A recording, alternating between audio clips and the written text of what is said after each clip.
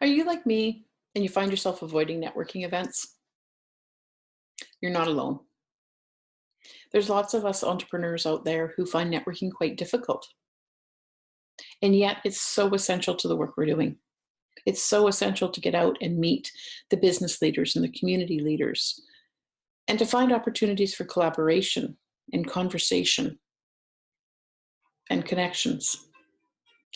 My name's Angie McLeod of HIP Strategic Consulting, and I'm very glad you could join me today. Networking, like I say, is not one of my favorite things to do, and yet I have to do it. It's something that's going to help me grow my business. I meet great people when I do it, but I need to get out of my comfortable office, my comfortable chair, and go out and meet some great people. So I want to start off by talking about 3 quick tips that I think you can utilize to help you get out networking. And they're pretty common sense, but I think they're really important. So I'm going to go back over them. So the first one is commit to networking. Commit to actually getting out.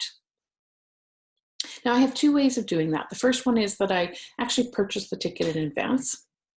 And then once the ticket is purchased, I put in my calendar that the ticket is purchased and that it's an investment. That signals to me that that's an investment in my marketing. And I look for an accountability buddy, somebody who's going to show up at the event as well.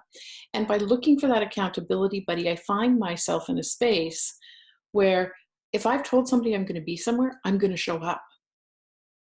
So the second thing that I quickly want to talk about is to go into your networking with a goal.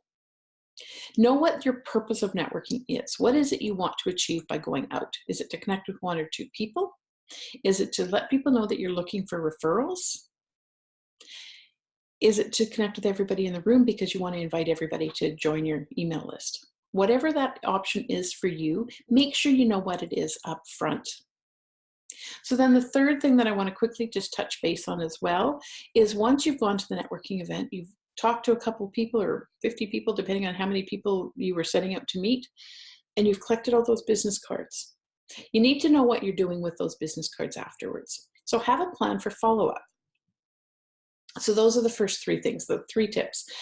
Make sure that you know you are committed to the networking, make sure you go with a goal, and make sure you have a plan for following up. Simple, but often overlooked. So the 3 conversation starters that I have are not your traditional networking questions. They're designed to help you get to know the individual on a deeper level and to help you make a connection where you're sharing a bonding chemical that's released by our minds, our brains, called oxytocin. So all 3 of these questions are designed to actually help us get that flowing. They are designed to help you get the person into that space of enthusiasm and passion and happiness and joy where they're sharing things with you at a deeper level.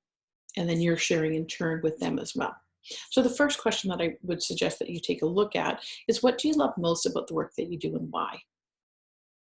Okay, for obvious reasons, we're talking about their passion. They're going to get excited. It's going to release the oxytocin and the conversation is going to flow. In turn, you can share what makes you excited about your work. The second question that I want you to think about doing is, what motivates you to get up in the morning to grow your business? Now, the motivation may be anything from, I love crunching the numbers. It might be, I love helping my clients solve problems. It might be, I love watching my revenues grow. Whatever the motivation, it doesn't matter. This is something that gets them going. It drives them forward. And again, it's that space where they're happiest, where they're doing the work that they love. The third question that I would highly recommend asking is, why did you choose this particular sector? What attracted you to this arena, this type of business, or this? They've entered that sector for a reason. Let's find out why. And again, that's generally a place of happiness. The 3 tips, the 3 conversation starters. I'm hoping that you'll find them useful. I invite you to go and try them out on the next networking event you go to. Send me some comments. I'd love to hear from you. Have a fantastic day, and we'll chat with you soon.